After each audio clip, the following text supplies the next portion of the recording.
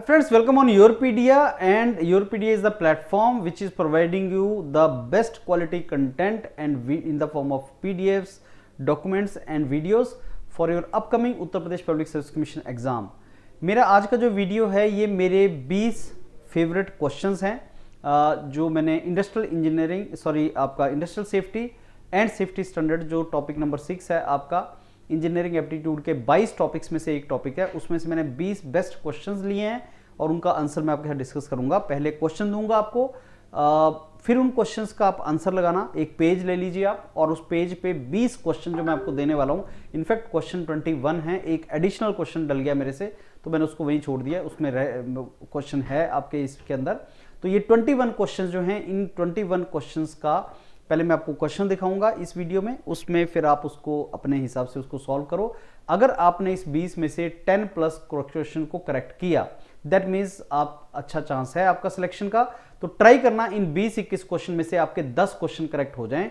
अगर आपके 10 क्वेश्चन सही होते हैं तो मेरे को लगता है कि आपकी प्रिपरेशन ठीक है। Try to score 10 out of these 20 questions, और ये मेरे 20 फेवरेट क्वेश्चन है। तो स्टार्ट करते हैं फ्रेंड्स। ये मेरे सीरीज इंजीनियरिंग एप्टीट्यूड के जो 20 my favourite 20 questions industrial safety और सेफ्टी स्टैंडर्ड में से मैंने लिए हैं, और आप तैयारी कर रहे हैं Uttar Pradesh public service commission state engineering services exam की योरपीडिया के साथ। ये आपका सिलेबस जो सेफ्टी का था, इंडस्ट्रियल सेफ्टी का, हमने सारा सिलेबस इन 20 क्वेश्चंस में मैंने कवर किया है। मैं आपको ये क्वेश्चंस दिखाता हूं फ्रेंड्स, उसके बाद आपको इनका सॉल्यूशन देता हूं। क्वेश्चन आप वीडियो रोक सकते हैं, क्वेश्चन पढ़ सकते हैं, साथ में उसका आंसर लगा सकते हैं, और इसी वीडियो के एंड में मैंने उसका सॉल्यूशन भी दिया है। तो एक्रोनिम, जो रेस एक्रोनिम होता है, एक रेस टर्म होती है फायर फाइटिंग में, उसमें आर का मतलब क्या होता है, ABCD आप आंसर लगाते चले जाएं, उसमें आर का मीनिंग क्या है। सेकेंड क्वेश्चन, फायर एक्सटिंग्विशर्स की कुछ कैटेगरीज होती हैं ABCD, कौन सी कैटेगरी इलेक्ट्रिक फायर्स को बुझाने में काम करते हो, कौन सा फायर एक्सटिंग्विशर आप इलेक्ट्रिक फायर्स के लिए यूज करते हो, इलेक्ट्रिक फायर्स के लिए इनमें से कौन सा फायर एक्सटिंग्विशर यूज करते हो। ये टाइप ABCD टाइप है, और उसी ABCD टाइप के ऊपर ये भी लिखा होता है फोम, वाटर, कार्बन डाइऑक्साइड, ये लिखा होता है। कौन सा शेप ऐसी है जो वार्निंग, फायर सेफ्टी की वार्निंग के साइन से रिलेटेड है, ऐसी कौन सी शेप है जो वार्निंग से मैच करती है, जो वार्निंग का आपको आइडिया देती है। इनमें से ऐसा कौन सा अल्फाबेट है जो स्टैंडर्डाइजेशन ऑफ सेफ्टी प्रोसीजर से रिलेटेड है, जो आपका PDCA साइकिल है। ये टोटल क्वालिटी मैनेजमेंट में भी हम पढ़ते हैं, एक PDCA साइकिल होता है। तो उस PDCA साइकिल में जो स्टैंडर्डाइजेशन से रिलेटेड है वो कौन सा है, PDC कौन सा है। ISO certification occupational safety and health से रिलेटेड कौन सा है। Responsibility to properly maintain personal protective equipment, उनकी मेंटेनेंस की रिस्पॉन्सिबिलिटी किसकी है, एम्प्लॉय की, एम्प्लॉयर्स की, या दोनों की। ये एडिशनल क्वेश्चन 7A, इनमें से कौन सा साइको सोशल ऑक्यूपेशनल हजार्ड है, बुलिंग, कंफ्लिक्ट, ट्रॉमा, ये सारे।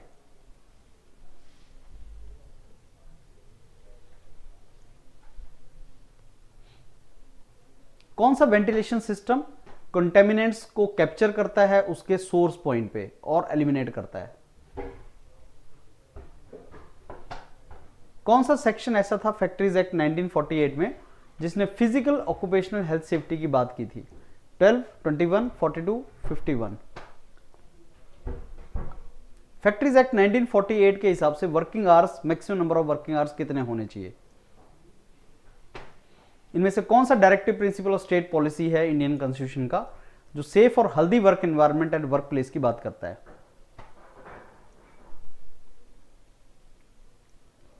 इनमें से कौन सा इंटरनेशनल कन्वेंशन है जो ऑक्यूपेशनल हजार्ड से रिलेटेड है with persistent organic pollutant, POP से रिलेटेड कौन सा कन्वेंशन है। ABC एक इंपॉर्टेंट बिहेवियर सेफ्टी आपका मॉडल है, इंडस्ट्रीज में यूज होता है, जिसमें A का मतलब क्या है। एक हायरार्की ऑफ कंट्रोल होती है ऑक्यूपेशनल हजार्ड के लिए, उसमें सबसे लीस्ट इफेक्टिव कंट्रोल मेथड कौन सा है।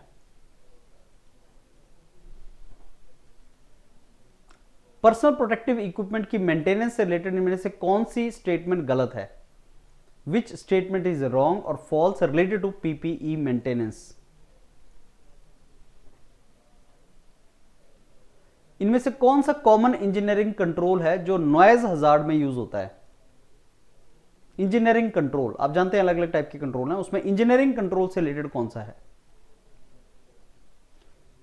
इनमें से कौन सा फिजिकल ऑक्यूपेशनल हजार्ड है? इलेक्ट्रिक शॉक, नॉइज, वाइब्रेशन, ये सारे। थर्मलिग्स क्या होते हैं? थर्मलिग्स के बारे में आप क्या जानते हैं?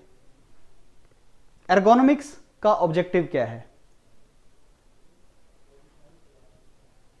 Which colour represent warning for occupational hazard in environment? इनमें से वार्निंग कौन सा रिप्रेजेंट करता है ऑक्यूपेशनल हजार्ड इन एनवायरनमेंट में? ऑक्यूपेशन से रिलेटेड, सॉरी, कलर जो ऑक्यूपेशनल हजार्ड इन्वायरमेंट में जो हजार्ड है उससे रिलेटेड वार्निंग देना, इनमें से कौन सा कलर उसके लिए आप यूज करते हैं? तो ये 21 क्वेश्चन है, इनको लगाओ जरा कॉपी के अंदर और फिर मैं इसका सॉल्यूशन आपको इसी में अभी प्रोवाइड कर रहा हूं।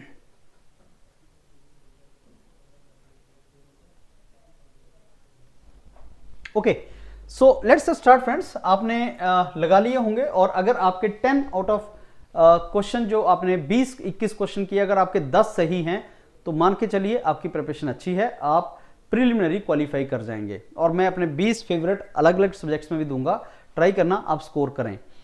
आर का मतलब क्या होता है? रेस, जो फायर फाइटिंग स्टेप्स होते हैं। जब फायर फाइटिंग करनी है तो क्या स्टेप्स को फॉलो करते हैं आप? आग लग जाए तो सबसे पहले आपको रेस्क्यू करना होता है, आपको भागना होता है। फिर रेस्क्यू, आर का मतलब यहां पे बी है, रेस्क्यू है, और रेस्क्यू मतलब भागो। अलार्म रेज करना, दूसरों को बताना। कन्फाइन करना मतलब जहां आग लगी है उस जगह को बंद कर दो, आग फैले ना। अगर सपोज किसी जगह पे आग लगी है तो उसको कन्फाइन कर दो। आप जानते हैं कि अगर आप किसी चीज को बंद कर देंगे, उसका ऑक्सीजन बंद कर देंगे, कट कर देंगे, तो शायद वो बुझ जाए या ना फैले, तो आग को फैलने से रोको, दैट इज कन्फाइन। एक्सटिंग्विश मतलब बुझाने की ट्राई करो। तो बेसिकली रेस्क्यू होता है वहां से लोगों को हटा दो जहां पे फायर का डेंजर है, वहां से उसको हटा दो। और बाकी अलार्म रेज करो, इमरजेंसी वालों को बुलाओ, कन्फाइन कर दो, गैस को, फायर को फैलने से रोको, ये आपका कन्फाइन होता है। दूसरा क्वेश्चन था, इनमें से कौन सी कैटेगरीज ऑफ फायर एक्सटिंग्विशर है जो इलेक्ट्रिक फायर के लिए आप यूज करते हो? तो फ्रेंड्स हमारे पास कुछ क्लासिफिकेशन है फायर एक्सटिंग्विशर का। A type, B type, C type, D type, K type, ऐसे अलग अलग फायर एक्सटिंग्विशर हैं अलग अलग टाइप के, जिनमें सी टाइप जो फायर एक्सटिंग्विशर है उसको हम यूज करते हैं इलेक्ट्रिक इक्विपमेंट के लिए। तो ए टाइप जो फायर एक्सटिंग्विशर है, तो आपके ये जो सारे हैं ये फायर एक्सटिंग्विशर हैं, और ए टाइप यूज करते हैं आप वुड, पेपर, कॉमन, जो ऑर्डिनरी आग लग जाए तो ए टाइप यूज करते हैं। अगर किसी फ्लेमेबल जैसे सपोज ग्रीस या ऑयल में आग लग जाए तो बी टाइप यूज करते हैं। इलेक्ट्रिकल के लिए हम सी टाइप यूज करते हैं। और डी टाइप जो है वो कंबस्टिबल मेटल के लिए है। के टाइप जो है कमर्शियल कुकिंग में अगर आग लग जाए, गैस वैस में अगर आग लग जाए, आप स्टोव में आग लग जाए तो आप के टाइप एक्सटिंग्विशर यूज करते हैं। ये इनकी डिटेल कि ए टाइप ऑर्डिनरी के लिए, इलेक्ट्रिक फायर्स के लिए आप सी टाइप को यूज करते हैं। ये हमने सारा डिटेल में डिस्कस किया था, I am sure you know it. तीसरा क्वेश्चन भी इससे मिलता जुलता था कि कौन सा फायर एक्सटिंग्विशर आप इलेक्ट्रिक फायर्स के लिए यूज करते हैं, मतलब इनमें से कौन सा यूज करोगे। ये कई बार पूछा जाता है इंटरव्यू में।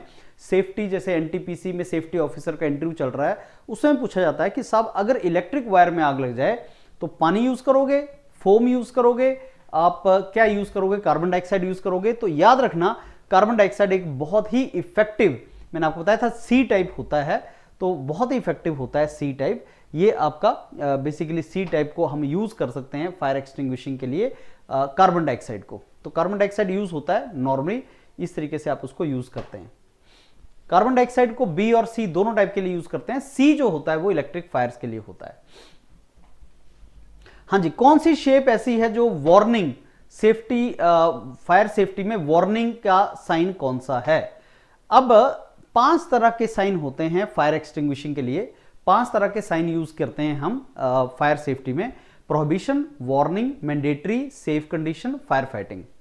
प्रोहिबिशन मतलब यहां मत जाओ, आग लग सकती है, यहां आग लग सकती है, अगर तुम यहां जाओगे तो कोई गड़बड़ हो सकती है, ये प्रोहिबिशन का साइन है, सर्कल और ऐसा बना हुआ।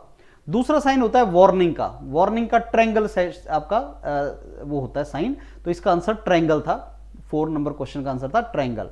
ये ऐसा साइन बना होता है, ये वार्निंग का होता है। एक और क्वेश्चन मैंने नीचे पूछा भी हुआ है कि कौन सा कलर आपका वार्निंग से रिलेटेड है, वो आपका येलो कलर आप यूज कर सकते हैं।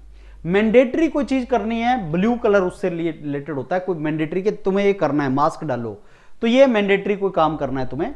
सेफ की यहां से भागो, रेस्क्यू, सेफ, जहां ग्रीन है वहां जाओ, जहां रेड है वहां ना जाओ, जहां येलो है वहां वार्निंग है, एनवायरमेंटल वार्निंग है। तो ये मतलब आपका हजार्ड हो सकता है, यहाँ रिस्क हो सकता है, यहां पे मत जाओ, ये आपका येलो होता है।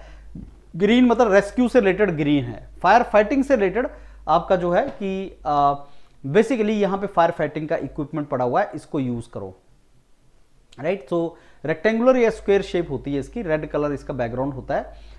इक्विपमेंट यहां पड़े हैं, फायर अलार्म एक्टिवेशन। तो फायर फाइटिंग का जो इक्विपमेंट है वो कहां पड़ा हुआ है, तो वो आपको रेड सिग्नल से पता लगेगा। क्वेश्चन नंबर 6, इनमें से कौन सा अल्फाबेट है जो स्टैंडर्डाइजेशन ऑफ सेफ्टी प्रोसीजर से रिलेटेड है पीडीसीए में। अब इसमें जो आपका ए है, जो बेसिकली एक्ट है, वो स्टैंडर्डाइजेशन से रिलेटेड है। पीडीसीए होता क्या, एक साइकिल है फ्रेंड्स, और ये आपका क्वालिटी कंट्रोल में भी हम इसको पढ़ते हैं। ये क्वालिटी गुरुज जो हुए हैं उन्होंने इसको दिया है कि आप कंटिन्यूसली कैसे इंप्रूव कर सकते हो। कंटिन्यूस इंप्रूवमेंट, काइजन जो होता है आपका, कंटिन्यूस इंप्रूवमेंट करते जाओ चाहो। काइजन के अंदर भी ये पीडीसीए साइकिल पढ़ते हैं। इस साइकिल का मतलब है कि कैसे आपने इंप्रूव करनी है अपनी सिचुएशन को। ऑर्गेनाइजेशन के अंदर अगर आपका ऑक्यूपेशनल हजार्ड्स हैं या खतरा है, तो उससे कैसे हम उसको हैंडल करें और कैसे उसको कंट्रोल करें, ये उसी से रिलेटेड है। तो सबसे पहले प्लान, डू, चेक, एक्ट होता क्या है। प्लान का मतलब होता है कि ऐसी स्ट्रेटेजी बना लो कि जिसको हम यूज कर सकें, जिसको हम इंप्रूवमेंट करने के लिए यूज कर सकें। डू का मतलब होता है कि अब हम कोई चेंजेस करें, कि ठीक है हमने ये करना है। डू मतलब करो अब उसको, लेकिन करो पायलट मोड पे, थोड़े लेवल पे उसको करके देखो कि क्या उसका इंपैक्ट आ रहा है कि नहीं। फिर चेक करो कि उसका इंपैक्ट पॉजिटिव है नहीं। अगर ठीक है जो हमने चेंज किया वो इंपैक्ट उसका पॉजिटिव है, तो उसको स्टैंडर्ड बना दो। एक्ट मतलब स्टैंडर्ड बना दो। दोबारा ध्यान से सुनो, पी मतलब प्लान करो कि मेरे को क्या चेंज लाना है। अगर मेरे को अपना इंडस्ट्रियल सेफ्टी में कोई चेंज लाना है कि ये थोड़ा सा चीज करके देखते हैं, तो इसको करके देखो, दैट इज अ प्लान। उसके बाद डू, थोड़ा सा इंप्लीमेंट करके देखो, थोड़े लेवल पे उसको चेंज लाके देखो। फिर इंप्लीमेंट, सो वो डू हो गया। फिर एक्ट मतलब चेक मतलब देखो उसका इंपैक्ट क्या है। अगर इंपैक्ट भी उसका ठीक है, मैंने चेंज लाने का प्लानिंग किया, मैंने चेंज कर दिया, उसके बाद चेक करो कि चेंज का पॉजिटिव इंपैक्ट आया कि नहीं। अगर पॉजिटिव है तो उसका स्टैंडर्ड बना दो, अब इस प्रोसीजर को फॉलो करेंगे। तो एक्ट जो है वो बेसिकली आपका एक स्टैंडर्डाइजेशन बनाने के लिए इसको यूज करते हैं। तो act is related to standardization, ये हमने डिस्कस किया था। ऑक्यूपेशनल सेफ्टी एंड हेल्थ से रिलेटेड आईएसओ स्टैंडर्ड कौन सा है। आप जानते हैं इंडिया आईएसओ स्टैंडर्ड्स को फॉलो करता है, और उसमें आईएसओ 45001 जो है फ्रेंड्स, वो आपका ऑक्यूपेशनल सेफ्टी एंड हजार्ड से रिलेटेड है। और इसको एनेक्स एसएल के अंदर भी हमने चीजों को डाला होता है। और आईएसओ 45001 से पहले उसका नाम बेसिकली OHSAS 18001 हम उसको यूज करते थे, जो American occupational health and safety administration से रिलेटेड वो टर्म्स आती थी। OSHA आप जानते हैं वहां एक डिपार्टमेंट है यूएस में, तो यूएस ने एक स्टैंडर्ड बनाया था, लेकिन इंडिया जो फॉलो करता है वो आईएसओ स्टैंडर्ड्स को फॉलो करता है। तो ऑक्यूपेशनल सेफ्टी एंड हेल्थ से रिलेटेड जो आईएसओ स्टैंडर्ड मैंने आपसे डिस्कस किया था वो आईएसओ 45001 है, राइट। सो आईएसओ 45001 सेफ और हेल्दी वर्किंग एनवायरनमेंट से रिलेटेड है, और जो इंडस्ट्रियल सेफ्टी है उससे रिलेटेड है, राइट। आईएसओ 9001 क्वालिटी मैनेजमेंट से रिलेटेड है। आईएसओ 14001 एनवायरमेंटल मैनेजमेंट से रिलेटेड है। तो ये अलग अलग आपके आईएसओ सर्टिफिकेशंस हैं। पर्सनल प्रोटेक्टिव इक्विपमेंट को प्रॉपरली मेंटेन करना किसकी रिस्पॉन्सिबिलिटी है, एम्प्लॉयर की है, एम्प्लॉइज की है, या दोनों की है। किसकी रिस्पॉन्सिबिलिटी है, तो आंसर है ये दोनों की रिस्पॉन्सिबिलिटी है। एम्प्लॉयर जो एम्प्लॉय को हायर करता है, जो मैनेजमेंट है वो प्रोवाइड करेगी, तो पीपीई प्रोवाइड करना एम्प्लॉयर की रिस्पॉन्सिबिलिटी है। अच्छी शेप में है ये भी उसकी रिस्पॉन्सिबिलिटी होती है। मेंटेनेंस प्रोग्राम कराना, ट्रेनिंग दिलवाना, तो एम्प्लॉय को प्रोवाइड करना और ट्रेन करना जो है ये बेसिकली एम्प्लॉयर की ज्यादा रिस्पॉन्सिबिलिटी है। लेकिन एम्प्लॉय की भी रिस्पॉन्सिबिलिटी है, भाई आपको हेलमेट दे दिया, ग्लव्स दे दिए, शूज दे दिया, वो इसको अच्छे तरीके से मेंटेन करो, उनकी केयर करो, उनको अपने पास रखो, और अगर डैमेज हो गए हैं तो वो आप बताओ, एम्प्लॉयर को बताओ कि डैमेज हो गए हैं। और जो आपके पर्सनल प्रोटेक्टिव इक्विपमेंट अगर डैमेज हो जाए तो ऐसा नहीं कि उसको यूज ही करते रहना है। कई बार अगर वो डैमेज हो गए हैं तो शायद उनका बेनिफिट नहीं होगा। जैसे हेलमेट टूट जाए तो उसको रिपेयर करके यूज मत करो, तो क्योंकि डेंजरस हो सकता है। तो दोनों की रिस्पॉन्सिबिलिटी होती है friend. Regular inspection, cleaning, replacement जरूरी है। रिप्लेसमेंट ऑफ पीपीई बहुत क्रिटिकल है, ऐसे नहीं कि आप दोबारा उसको सेम को यूज करते रहो, उसकी रिप्लेसमेंट बहुत ज्यादा इंपॉर्टेंट है। साइको सोशल ऑक्यूपेशनल हजार्ड, हमने ऑक्यूपेशनल हजार्ड जब किया था मैंने आपको बताया था फिजिकल होते हैं, केमिकल होते हैं, बायोलॉजिकल होते हैं, साइको सोशल होते हैं, एर्गोनॉमिकली होते हैं, तो अलग अलग आपके हजार्ड होते हैं। इनमें से कौन सा साइको सोशल ऑक्यूपेशनल हजार्ड का एग्जाम्पल है? बुलिंग, किसी को डराना, हरासमेंट करना वर्क प्लेस में, कन्फ्लिक्ट, झगड़ा हो जाना, ट्रॉमा, शॉक लगना, ये सारे ही आपके ये जो हैं साइको सोशल हजार्ड हैं। इस इमेज को ध्यान से देखना, इसके अंदर जितने आपके हजार्ड हैं सारे के सारे साइको सोशल हजार्ड हैं, मतलब साइकोलॉजिकली माइंड से रिलेटेड आपका कोई आपको फियर या जो लोग आपके आसपास हैं उनसे रिलेटेड आपके हजार्ड। तो ये साइकोलॉजिकल हैं, वो सोशल हैं। जो ह्यूमन बिहेवियर से रिलेटेड हैं वो ये हैं। तो बेसिकली ये साइको सोशल जो हजार्ड होते हैं ना, ये वर्क प्लेस ह्यूमन बिहेवियर, जो बिहेवियर एट वर्क प्लेस है उससे रिलेटेड होते हैं।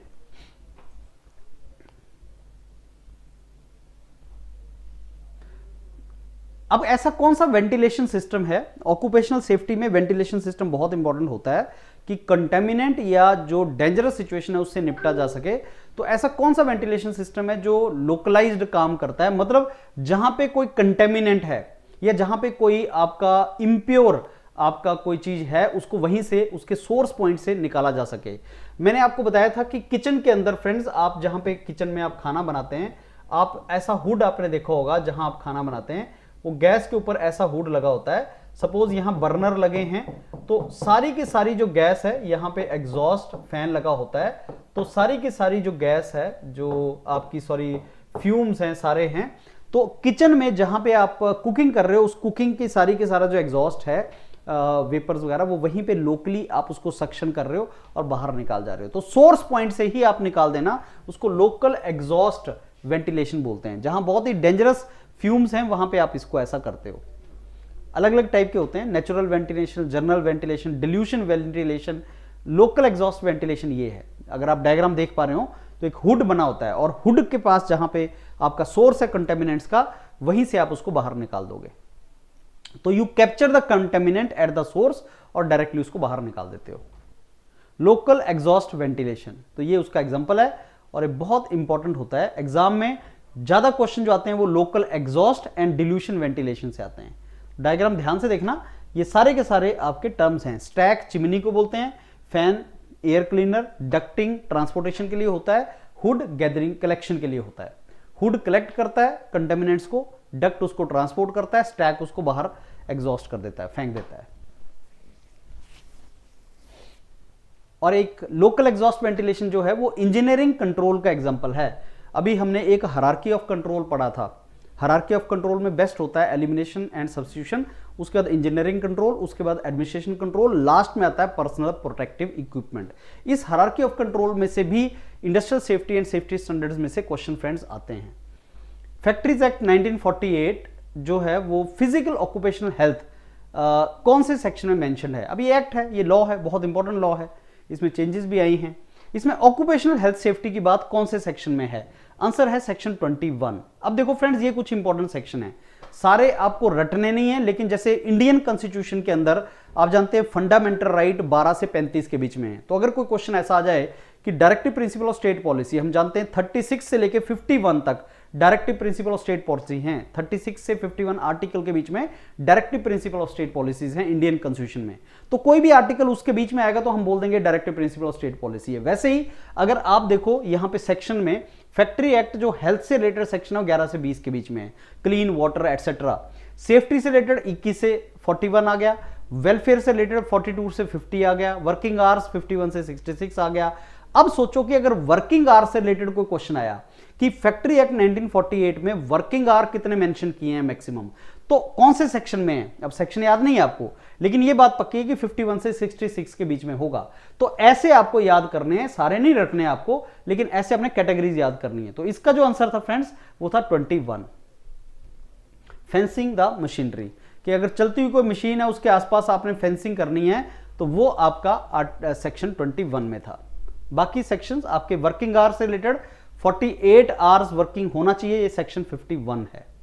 तो कितना मेंशन है maximum working limit per week कितनी होनी चाहिए? तो आपकी 48 आवर्स की लिमिट है, 48 आवर्स मैक्सिमम होना चाहिए, और ये आपका सेक्शन 51 में मेंशन्ड है।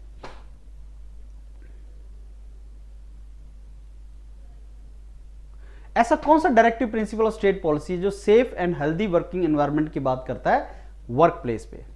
मैंने आपको बताया कि 36 से लेकर 51 तक आपके directive principle of state policies हैं, 12 से 15 फंडामेंटल राइट हैं। Directive principle of state policy means जो गवर्नमेंट है जब वो रूल बनाएगी, प्रिंसिपल बनाएगी, लॉ बनाएगी, तो इन प्रिंसिपल्स को देखेगी, तो उनका ख्याल रखेगी, तो वो उससे रिलेटेड है। तो आर्टिकल 43 जो है वो बेसिकली आपका मेंशन करता है safe and healthy work environment. Directive principle of state policy में article 43 talks about the safe and healthy work environment and participation of the worker in management is 43A।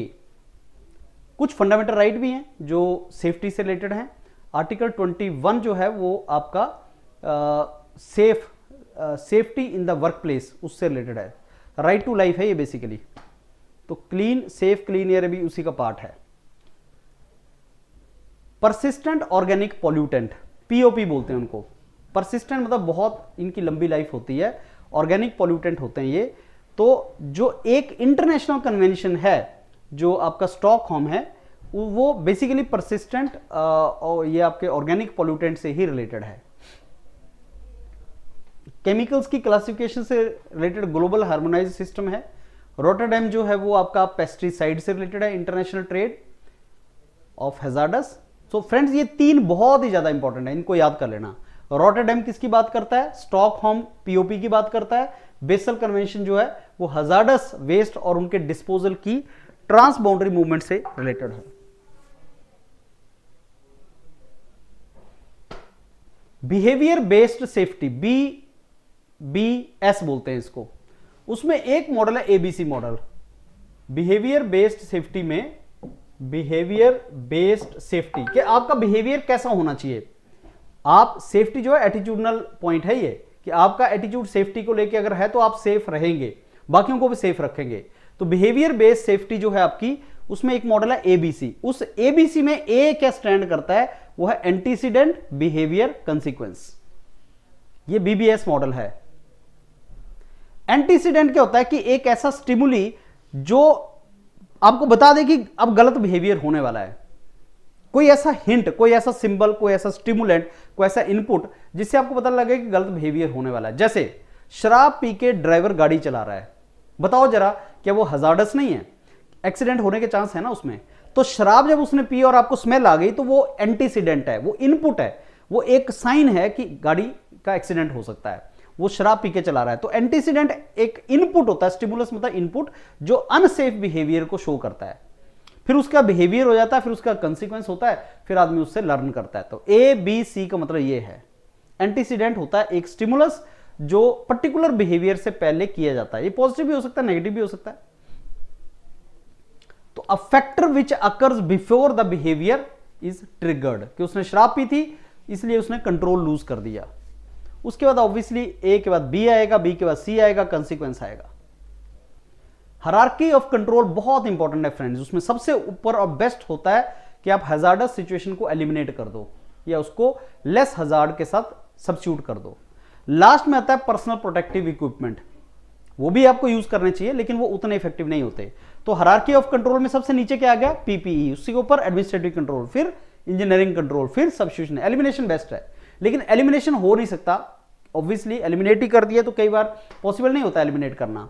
Engineering control जो है वो majority हम लोग वही काम करते हैं, इंजीनियरिंग कंट्रोल करना, साथ में पीपीई भी करते हैं। तो हम मल्टीपल इकट्ठा यूज करते हैं। सबसे टॉप पे एलिमिनेशन, सबसे नीचे PPE. PPE personal protective equipment की मेंटेनेंस से रिलेटेड कौन सा गलत है? डैमेज्ड पीपीई को रिपेयर कर लो और रीयूज कर लो ना। पर्सनल प्रोटेक्टिव इक्विपमेंट को रीयूज करना, रिपेयर करना ठीक नहीं है। जैसे हेलमेट अगर आपका खराब हो जाए, जो बाइक पे हेलमेट यूज करते हो, क्या उसको रिपेयर करोगे और उसको दोबारा यूज करोगे? नहीं, उसको रिप्लेस करना चाहिए हमें। इट शुड बी डिस्कार्डेड और रिप्लेस करना चाहिए। नॉइज कंट्रोल करने के लिए इंजीनियरिंग कंट्रोल बताओ क्या है? किसी जगह पे बहुत ज्यादा नॉइज है तो आपने ईयर प्लग लगा लिए, वो पर्सनल प्रोटेक्टिव इक्विपमेंट है जो लीस्ट इफेक्टिव होता है, हमने देखा। तो कुछ ऐसा इंजीनियरिंग कंट्रोल करें कि मैं आइसोलेट हो जाऊं, कि कुछ ऐसा आइसोलेटिंग मटेरियल यूज करो, इंजीनियर तो वही करता है, आइसोलेटिंग मटेरियल यूज करो कि मेरे तक जो है वो नॉइज ना पहुंचे। तो नॉइज एब्जॉर्बिंग बैरियर लगा देना, वो उसका एग्जांपल है। फिजिकल ऑक्यूपेशनल हजार्ड इनमें से कौन सा है? हमने कैटेगराइज किए थे ऑक्यूपेशनल हजार्ड के, फिजिकल, केमिकल, बायोलॉजिकल, ये सारे के सारे। उसमें फ्रेंड्स ये जो फिजिकल हजार्ड है वो ये सारे के सारे इसके एग्जांपल हैं, और लार्जली फिजिकल हजार्ड होते हैं। इलेक्ट्रिकल, ये जो आपको टच करें, जो आप फिजिकली आप जिनके कॉन्टेक्ट में आ सकते हो, आपके बॉडी को इंपैक्ट करते हैं, ये होते हैं फिजिकल हजार्ड। थर्बलिक क्या चीज है? थर्बलिक का रिवर्स बेसिकली गिल ब्रेथ होता है, जो साइंटिस्ट जिसने इसको दिया था। अगर आप देखोगे थर्बलिक माइक्रो मोशंस होती हैं, ये GILBRETH, he was the scientist Gilbreth. अब रिवर्स लिखोगे तो थर्बलिक आएगा। बेसिकली एलिमेंटल वर्क मोशंस, उसने बोला था कि सारा जो आप काम करते हो उसको टुकड़ों में बांट दो, छोटी छोटी मोशंस में बांट दो, and find the best way to do the work, काम करने का बेस्ट तरीका। तो 18 ऐसे एलिमेंटल मोशंस आइडेंटिफाई की थी, फंडामेंटल मोशंस, जो मैनुअल ऑपरेशंस में हेल्प करती हैं। मोशन इकोनॉमी से रिलेटेड है कि आप काम कैसे करो कि आपका काम बहुत ही इफेक्टिव हो। एर्गोनॉमिक्स ह्यूमन फैक्टर इंजीनियरिंग को बोलते हैं फ्रेंड्स। सोचो आप कंप्यूटर के ऊपर बैठे हो, आईटी सेक्टर में जॉब कर रहे हो, कंप्यूटर की जो चेयर है, कंप्यूटर की जो हाइट है, कंप्यूटर की जो लाइट की शील्ड है, वो कैसी होनी चाहिए? आपको कंफर्ट भी मिलना चाहिए और आपके काम में एफिशिएंसी भी आनी चाहिए। कंफर्ट भी होना चाहिए, एफिशिएंसी भी आनी चाहिए, तो ह्यूमन की एफिशिएंसी बढ़े और कंफर्ट भी मिले। तो इसका दोनों ही आंसर थे।